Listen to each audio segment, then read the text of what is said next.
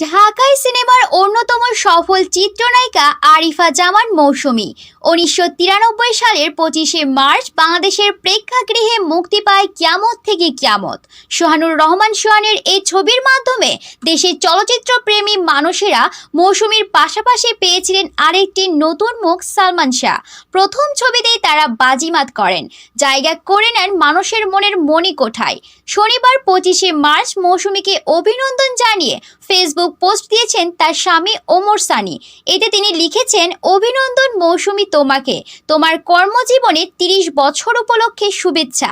আজ তুমি সবার কাছে প্রিয়দর্শিনী, চলচ্চিত্রের কাছে প্রিয়দর্শিনী এবং আমার পরিবারের কাছে তুমি প্রিয়দর্শিনী।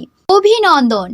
৯০ দশকে আনন্দ বিচিত্রায় ফটো সুন্দরী নির্বাচিত হয়েছিলেন মৌসুমী। এরপর টেলিভিশনের বিভিন্ন অনুষ্ঠানে অংশ নেন তিনি। ১৯৯৩ সালে কিয়ামত থেকে কিয়ামত সিনেমা দিয়ে চলচ্চিত্রে অভিষেক হয় তার। প্রথম সিনেমাতে সবার প্রশংসা লাভ করেন মৌসুমী। মৌসুমী ৩ দশকের অভিনয় জীবনে ২ শতাধিক সিনেমায় অভিনয় করেছেন। অভিনয়ের পাশাপাশি ২০০৩ সালে কখনো মেঘ কখনো বৃষ্টি এবং ২০০৬ সালে মেহের নিগার চলচ্চিত্র দুটি পরিচালনা করেছেন মৌসুমী।